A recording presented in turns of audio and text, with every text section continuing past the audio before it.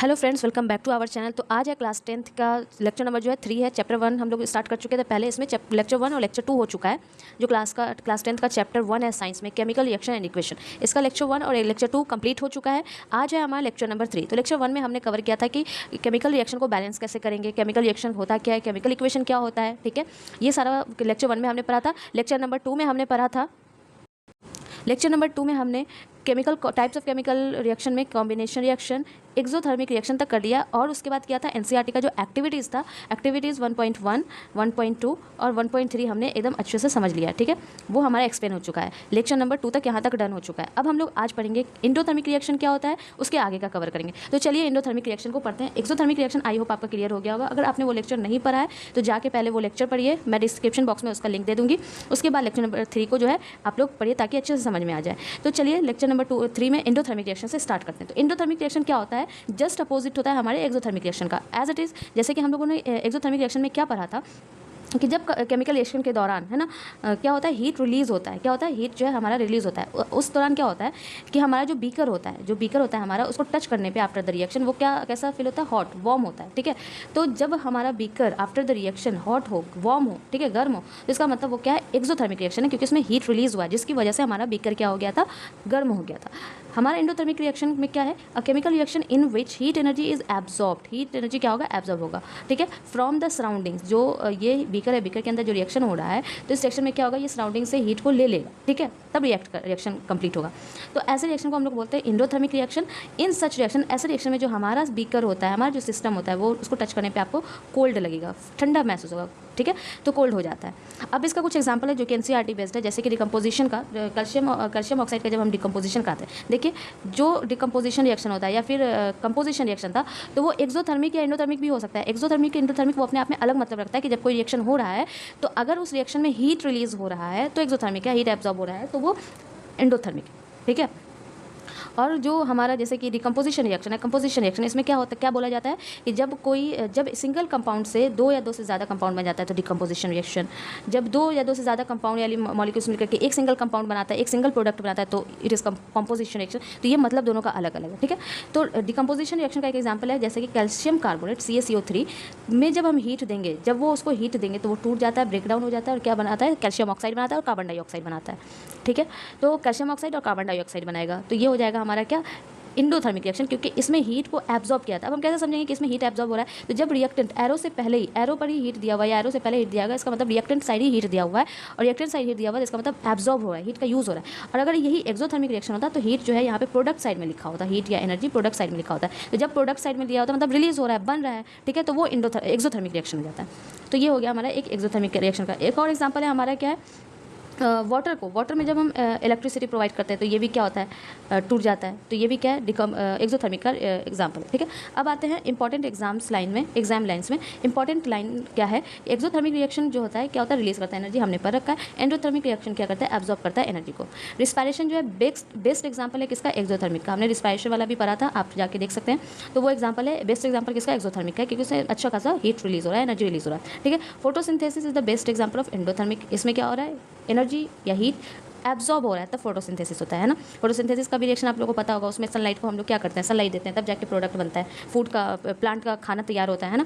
तो ये चीज़ है। Decomposition reaction are mostly endothermic. जो डिकम्पोजिशन रिएक्शन वैसे सारा नहीं, लेकिन मोस्टली क्या होता है, एंडोथर्मिक होता है, मतलब उसमें हीट की रिक्वायरमेंट होती है, लाइट की रिक्वायरमेंट होती है, या फिर इलेक्ट्रिसिटी की रिक्वायरमेंट होती है, ठीक है। Combustion reaction are always exothermic. जितना भी कंबशन रिएक्शन होगा, कंबशन रिएक्शन के दौरान प्रोडक्ट में हीट निकलता ही निकलता है, तो जितना भी टाइप्स ऑफ कंबशन रिएक्शन है वो एक्सोथर्मिक ही होगा, तो ऑलवेज लिखा हुआ है, ठीक है। तो ये इंपॉर्टेंट लाइन्स था जो आपको याद रखना है। अब नेक्स्ट आते हैं हम अपने दूसरे टाइप्स ऑफ रिएक्शन में। जो पहला था हमारा क्या था, पहला था हमारा कॉम्पोजिशन रिएक्शन, उसका एनसीईआरटी का लाइन भी हमने पढ़ लिया है, तो कॉम्पोजिशन रिएक्शन था। अब दूसरा हमारा डिकम्पोजिशन रिएक्शन के बाद हमने एक्सो का ये समझ लिया, कंसेप्ट समझ लिया। अब है हमारा डिकम्पोजिशन रिएक्शन क्या होता है, a single compound in a decomposition reaction, a single compound breaks down into 2 और मोर सिंपलर सब्सटेंस। एक सिंगल कंपाउंड होगा और वो टूट जाएगा एक या एक से 2 या 2 से ज़्यादा सिंपलर सब्सटेंस में, ठीक है। तो यहाँ पे जो एग्जांपल हमारा दिया हुआ है वो दिया हुआ है क्या, लेड नाइट्रेट का एग्जांपल है हमारा। लेड नाइट्रेट में जब हम हीट देंगे तो ये टूट जाएगा लेड ऑक्साइड में, उसका नाइट्रोजन डाइऑक्साइड में और ऑक्सीजन में, ठीक है। तो ये हो गया डिकम्पोज हो गया। डिकम्पोज का मतलब ये होता है टूट जाना। डिकम्पोज का मतलब क्या होता है, टूट जाना, ब्रेक डाउन हो जाना। तो ये सिंगल कंपाउंड था हमारा बड़ा सा, और ये क्या हो गया, टूट गया 2 या 2 से ज़्यादा सब्सटेंस में, ठीक है। डिकम्पोजिशन रिएक्शन के अंतर्गत भी 3 टाइप का आता है। अब वो जो कंपाउंड है हमारा वो कैसे टूट रहा है, कैसे डिकम्पोज हो रहा है, किस वजह से ब्रेक डाउन हो रहा है, हीट की वजह से हो रहा है अगर, तो थर्मल डिकम्पोजिशन हो जाएगा। अगर इलेक्ट्रिसिटी दे रहे हैं तब वो कंपाउंड टूट रहा है तो वो इलेक्ट्रोलाइटिक डिकम्पोजिशन हो जाएगा। और अगर हम सनलाइट का हेल्प ले रहे हैं और उस कंपाउंड को तोड़ रहे हैं, डिकम्पोज कर रहे हैं, ब्रेक डाउन कर रहे हैं, तो वो क्या हो जाएगा, फोटोलाइटिक डिकम्पोजिशन रिएक्शन। तो डिकम्पोजिशन रिएक्शन के अंतर्गत 3 टाइप का आता है। एक होता है थर्मल, जब हम हीट देंगे, दूसरा आता है इलेक्ट्रोलाइटिक, मतलब इलेक्ट्रिसिटी की हेल्प से हम लोग उसको ब्रेक डाउन करेंगे, तीसरा होता है सनलाइट, मतलब फोटोलाइटिक डिकम्पोजिशन, हम लोग सनलाइट देंगे और यहाँ पे वो सिंपलर कंपाउंड में टूट जाएगा, सिंपलर मॉलिक्यूल में टूट जाएगा, ठीक है। तो ये हो गया डिकम्पोजिशन रिएक्शन। तो ये तीनों एग्जाम्पल डिकम्पोजिशन का क्या एग्जाम्पल है, अच्छे से इसको याद रखिएगा, हर एक इक्वेशन को याद रखिए कौन सा किसका है, ठीक है। और आपको यहीं पर अगर पूछा जाए कि ये क्या है, एक्सो या इंडो है, तो वो भी आप बता देंगे कि हीट क्या हो रहा है, एब्जॉर्ब हो रहा है, दिख रहा है हमें कि ये जो हीट है एब्जॉर्ब हो रहा है, तो ये एग्जाम्पल किसका है, इंडोथर्मिक रिएक्शन का, ठीक है। तो ये टाइप्स ऑफ डिकम्पोजिशन रिएक्शन में आप इसका डेफिनेशन भी याद कर सकते हैं। अ थर्मल डिकम्पोजिशन में क्या होता है, a single compound break down into 2 और more simpler substance when heated, जब हीट दिया जाएगा। एग्जांपल क्या है, heating calcium carbonate to produce calcium oxide. और आपको हर एक का केमिकल फॉर्मूला भी याद होना चाहिए। अब जब आप पढ़ रहे हैं ये सारे रिएक्शन, तो रिएक्शन में जितना टाइप ऑफ कंपाउंड यूज़ हुआ है सबका आपको केमिकल फॉर्मूला भी याद होना चाहिए, ठीक है। तो ये हो गया, देखिए यहाँ पे हम हीट को पहले भी लिख सकते हैं या फिर एरो के ऊपर भी लिख सकते हैं, दोनों बात एक ही हो, ठीक है। नेक्स्ट है इलेक्ट्रोलाइटिक, सेम उसका भी डेफिनेशन ऐसा ही हो जाएगा, a decomposition reaction that occurs when an electric current is pass through an aqueous solution compound, ठीक है। इलेक्ट्रिक करंट पास हो किया जाएगा तो वो टूटेगा, ठीक है।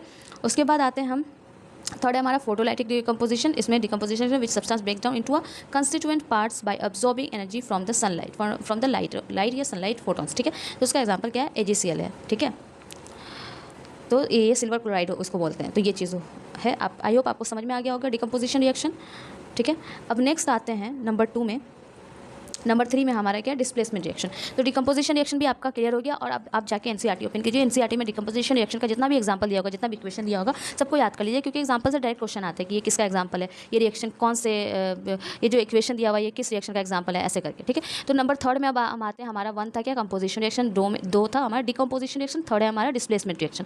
डिस्प्लेसमेंट रिएक्शन में क्या होता है कि मोर रिएक्टिव एलिमेंट जो होता है वो डिस्प्लेस हो जाता है, कर देता है लेस रिएक्टिव एलिमेंट को। जो मोर रिएक्टिव एलिमेंट है वो क्या कर देता है, लेस रिएक्टिव एलिमेंट को डिस्प्लेस कर देता है, हटा देता है, और उसकी जगह वो खुद आ जाता है। जैसे कि यहाँ पे जिंक है और कॉपर सल्फेट से जब हमने जिंक का रिएक्ट करवाया तो जिंक ने क्या किया कि जिंक सल्फेट ये कॉपर को डिस्प्लेस कर दिया, हटा दिया, अकेला कर दिया, और जिंक यहाँ पे खुद आके जुड़ गया, तो जिंक सल्फेट बना लिया और कॉपर को ऐसे ही साइड कर दिया। तो ऐसे रिएक्शन को हम लोग बोलते हैं डिस्प्लेसमेंट रिएक्शन। अब इसमें हमें कैसे पता चलेगा कि कौन सा जो एलिमेंट है वो मोर रिएक्टिव है, जो डिस्प्लेस कर देगा लेस रिएक्टिव को, तो हमें रिएक्टिविटी सीरीज याद करनी होगी। और रिएक्टिविटी सीरीज ये है, आप देख लें, ये रिएक्टिविटी सीरीज़ हमारी, देखिए यहाँ पे सबसे ऊपर में क्या दिया गया, पोटेशियम। तो पोटेशियम सबसे ज़्यादा रिएक्टिव है, उसके बाद सोडियम हो गया, लिथियम हो गया, बैरियम हो गया, ये सारा चीज़ें रिएक्टिविटी सीरीज़ में आप इसको याद कर लेंगे। मतलब ऊपर में जो जैसे हम नीचे से ऊपर जा रहे हैं तो ये रिएक्टिविटी क्या हो रहा है, इंक्रीज़ कर, ठीक है। तो अगर यहाँ पे पोटेशियम है तो पोटेशियम ये सारे को डिस्प्लेस कर देगा, ये सारे को क्या कर देगा, हटा देगा, और उसकी जगह पे खुद हो जाएगा। जैसे यहाँ पे मैंने जिंक का और कॉपर का एग्जाम्पल दिया था, तो यहाँ पे जिंक है और कॉपर का है नीचे है, देखिए कहीं पे होगा कॉपर, ठीक है। तो क्योंकि कॉपर नीचे, इसलिए जिंक ने क्या कर दिया, कॉपर को हटा दिया और खुद आकर के जुड़ गया। अगर यही कॉपर ऊपर होता तो कॉपर जिंक को हटा देता, और या फिर ऐसा दिया होता कॉपर अगर ऊपर रहता वो हाईली रिएक्टिव होता तो कॉपर हटता ही नहीं, ZnCuSO4। तो अब अगर ऐसा होता है कि कॉपर हाईली रिएक्टिव है तो ये डिस्प्लेस नहीं करता, रिएक्शन होता ही नहीं फर्दर, ठीक है। तो ऐसा होता है। तो आपको ये रिएक्टिविटी सीरीज़ बहुत अच्छे से याद करनी होगी, तभी आपका वो डिस्प्लेसमेंट रिएक्शन वाला जो क्वेश्चन है वो बन पाएगा, ठीक है।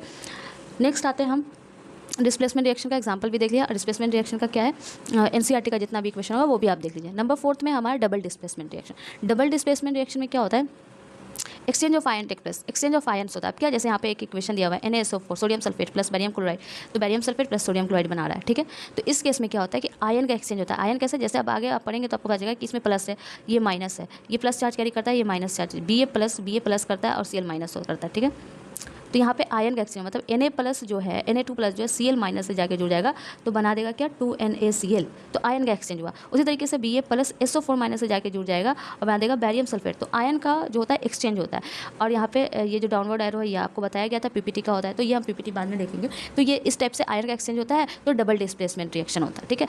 एक दूसरे को सब डिस्प्लेस कर रहा है, ये इसको डिस्प्लेस कर दिया, ठीक है, और ये जो है क्या कर रहा है, सोडियम सल्फेट इसके साथ इसको डिस्प्लेस कर दिया। तो ये आयन का एक्सचेंज होता है और डिस्प्लेसमेंट, डबल डिस्प्लेसमेंट रिएक्शन होता है, ठीक है। दो रिएक्शन, दो कंपाउंड एक साथ डिस्प्लेस होता है। अब आते हैं डबल डिस्प्लेसमेंट रिएक्शन का 2 टाइप होता है। एक होता है प्रेसिपिटेशन रिएक्शन। जब डबल डिस्प्लेसमेंट रिएक्शन हो रहा होता है तो उस टाइम में PPT बन रहा होता है। अब प्रेसिपिटेशन रिएक्शन होता क्या है, तो precipitation reaction where 2 soluble ionic compound, यहाँ पे जो था 2 आयनिक कंपाउंड था, ये भी जैसे दूसरा एग्जाम्पल भी देख लीजिए, AgNO3, ये भी आयनिक कंपाउंड है, ये भी आयनिक कंपाउंड है। जब हम दोनों सॉल्युबल आयनिक कंपाउंड को मिक्स कर देंगे तो जो हमारा प्रोडक्ट बनेगा उसमें एक सॉल्ट बनेगा, इनसॉल्युबल सॉल्ट बनेगा, ठीक है। उसमें क्या होगा, एक इनसॉल्युबल सॉल्ट बनेगा। तो जो इनसॉल्युबल होगा उसको हम लोग पीपीटी बोलते हैं, प्रेसिपिटेशन बोलते हैं, ठीक है। तो यहाँ पे व्हेन एक्वस सिल्वर नाइट्रेट, ये सिल्वर नाइट्रेट है, रिएक्ट करेगा एक्वस सोडियम क्लोराइड। एक्वस का मतलब क्या होता है, एक्वस का मतलब होता है सॉल्यूबल, ठीक है, सोडियम क्लोराइड NaCl से। तो सिल्वर क्लोराइड बनेगा, ये silver chloride forms as a white PPT. ये सिल्वर क्लोराइड जो है वाइट कलर का सिल्वर क्लोराइड बन जाएगा और वो पीपीटी होगा, मतलब ये अब सॉल्यूबल नहीं होगा, ये सॉलिड फॉर्म में रिलीज होगा, ठीक है। और हमारा एक ये NaNO3 जो है वो एक्वस फॉर्म में हमारा निकलेगा। तो इसको बोलते हैं प्रेसिपिटेशन रिएक्शन, कि एक सॉलिड फॉर्म में इनसॉल्युबल चीज़ निकल जाए, ठीक है। नेक्स्ट दूसरा एग्जांपल हमारा क्या, मिक्सिंग एक्वस सोडियम सल्फेट, ये सोडियम सल्फेट है, बैरियम क्लोराइड है, जब होगा तो क्या बनाएगा, barium sulphate, it is a solid insoluble substance. तो इसको भी क्या बोलते हैं, पीपीटी। तो जब भी रिएक्शन में कोई पीपीटी होता है ना, उसके आगे देखो, उसके आगे एक डाउनवर्ड एरो शो करते हैं, तो समझ जाते हैं हम कि ये जो है, ये जो बना हुआ है वो हमारा क्या है, पीपीटी है, which is insoluble solid substance, ठीक है। और ये हमारा सोडियम क्लोराइड एक्वस है जो कि सॉल्युबल है। तो ये हो गया, precipitation is an insoluble solid that forms and separates from liquid. Liquid से क्या हो जाएगा, ये दोनों सॉल्युबल था, लिक्विड था, ठीक है, तो वो सेपरेट हो जाएगा क्योंकि वो सॉलिड है, तो सेपरेट हो जाएगा solution during a chemical reaction, ठीक है। दूसरा है डिस्प्लेसमेंट, डबल डिस्प्लेसमेंट रिएक्शन का example neutralisation reaction. Neutralisation reaction क्या होता है, neutralisation reaction is a chemical reaction where an acid react with base. एक एसिड जो है रिएक्ट करेगा बेस के साथ और बनाएगा क्या, सॉल्ट और वाटर। तो एसिड प्लस बेस मिला, क्या बना दिया, सॉल्ट और वाटर। तो इसको बोलते हैं न्यूट्रलाइजेशन रिएक्शन, और ये भी डबल डिस्प्लेसमेंट का ही एग्जांपल है, ठीक है। जैसे कि HCl प्लस NaOH। तो HCl क्या है, एसिड है, स्ट्रॉन्ग एसिड, हाइड्रोक्लोरिक एसिड आपको पता होगा, सोडियम हाइड्रोक्साइड बेस है, तो बना दिया हमारा सोडियम क्लोराइड और water. Sodium chloride is the salt and water, ठीक है। तो ये होता है neutralisation reaction. At the ionic level neutralisation involves the H+ ions from the acid. जो H+ आयन है वो एसिड से आया, वाटर जो इसमें बन रहा है, तो वाटर कैसे बन रहा है, यहाँ पर से H+ है और यहाँ पर OH- है, यहाँ पे क्या है, H+ है, ये OH- है। तो एसिड में से H+ निकला, बेस में से OH- निकला और ये दोनों रिएक्ट कर गया, तो हमारा वाटर बन गया H2O, ठीक है। तो यहाँ पे क्या हुआ, H+ आयंस एसिड से आया, OH- बेस से आया और उसके बाद कंबाइन करके क्या बना दिया, वाटर बना दिया, वही बोल रहा है, ठीक है। तो आई होप यहाँ पे आपको समझ आ रहा होगा न्यूट्रलाइजेशन रिएक्शन भी अच्छे से। दूसरा एग्जांपल हमने लिया है, ये है हमारा बेस सोडियम हाइड्रोक्साइड और ये हमारा strong acid which is sulphuric acid, है ना। इन दोनों को मिक्स किया, ये है एसिड हमारा, ये है बेस, इन दोनों को जब मिक्स किया तो sodium sulphate which is salt बना हमारा, ठीक है। और उसके बाद यहाँ पर वाटर बन गया। वाटर में जो H+ आयन है वो हमारा एसिड से आया और जो OH- है बेस से आता है। तो ये हो गया हमारा न्यूट्रलाइजेशन रिएक्शन।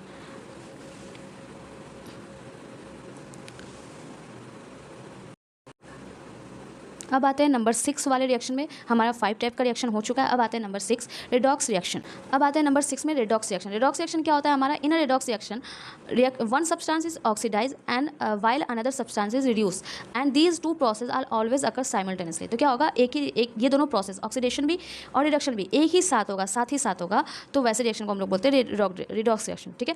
ऑक्सीडाइज का मतलब होता है कि एक एलिमेंट, एक कंपाउंड जो होगा लॉस कर रहा होगा इलेक्ट्रॉन को, साथ में ही दूसरा जो कंपाउंड होगा वो गेन कर रहा होगा इलेक्ट्रॉन को, तो ऐसे रिएक्शन हम लोग बोलते हैं रेडॉक्स रिएक्शन।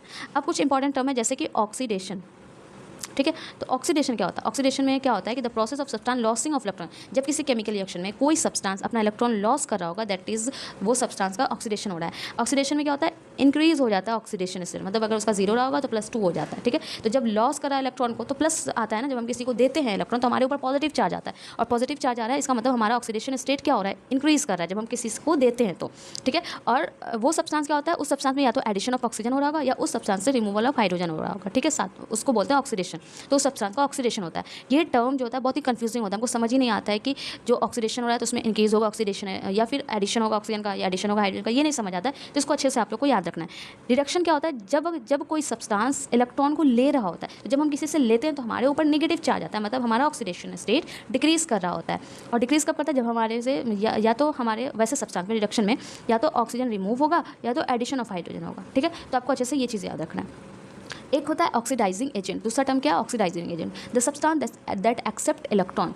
जो सब्सटेंस इलेक्ट्रॉन ले रहा होगा तो वो अपने आप को रिड्यूस कर रहा होगा और उसको ऑक्सीडाइजिंग एजेंट बोलते हैं। जो खुद को रिड्यूस करता है दूसरे से इलेक्ट्रॉन लेकर के, ठीक है, खुद को रिड्यूस करता है, उसको बोलते हैं ऑक्सीडाइजिंग एजेंट, ठीक है। रिड्यूसिंग एजेंट का मतलब the substance that donates electron, खुद डोनेट कर रहा होगा इलेक्ट्रॉन को, खुद पे पॉजिटिव चार्ज ला रहा होगा, तो वो खुद को क्या कर रहा होगा, ऑक्सीडाइज कर रहा होगा, दूसरे को रिड्यूस कर रहा होगा। तो रिड्यूसिंग एजेंट, दूसरे को रिड्यूस करना, इट मीन्स वो एजेंट है, रिड्यूसिंग एजेंट है, ठीक है। जैसे कि एग्जाम्पल लेते हैं Zn जिंक प्लस USO4। अब यहाँ पे देखिए Zn का जो ऑक्सीडेशन स्टेट है 0 है, ठीक है। यहाँ पे Zn अकेला है, जब अकेला है तो इस पर कोई भी चार्ज नहीं है, जीरो चार्ज है।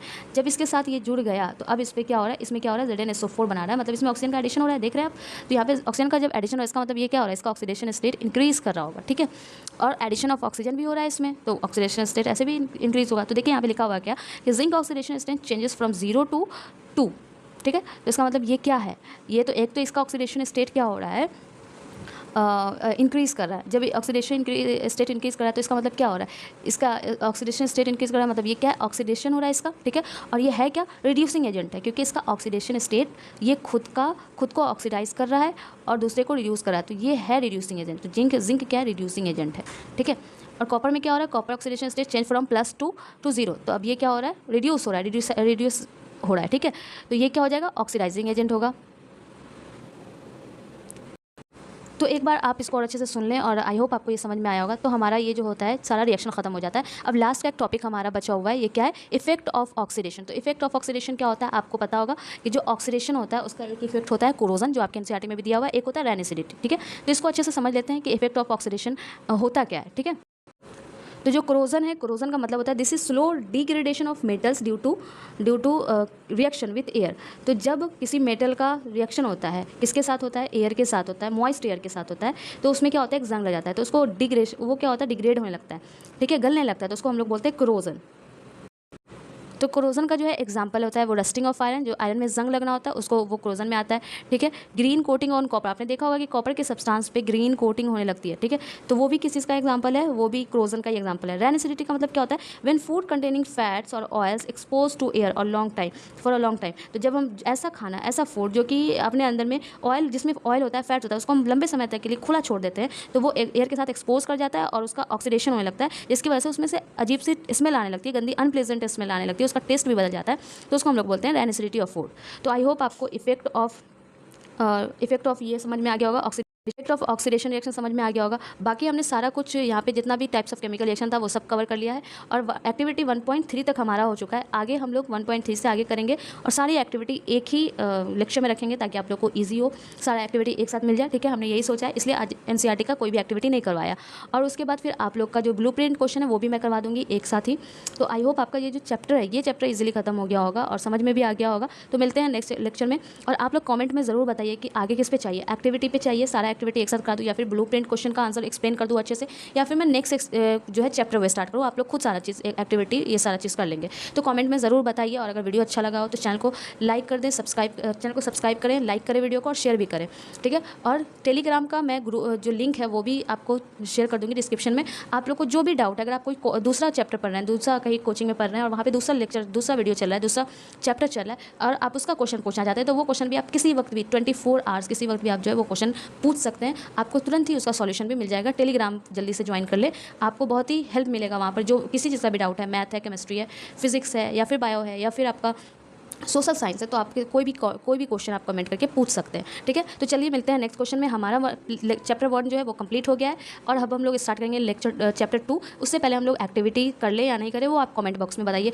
और पिछले लेक्चर में, लेक्चर नंबर 2 में हमने एक क्वेश्चन भी दिया था आप लोग को घर से बनाने के लिए। आई होप आप लोगों ने वो बनाया होगा। अगर नहीं बनाया है तो फिर से बनाने की कोशिश कीजिए, नहीं आ रहा है तो कॉमेंट बॉक्स में पूछिए। मिलते हैं नेक्स्ट वीडियो में।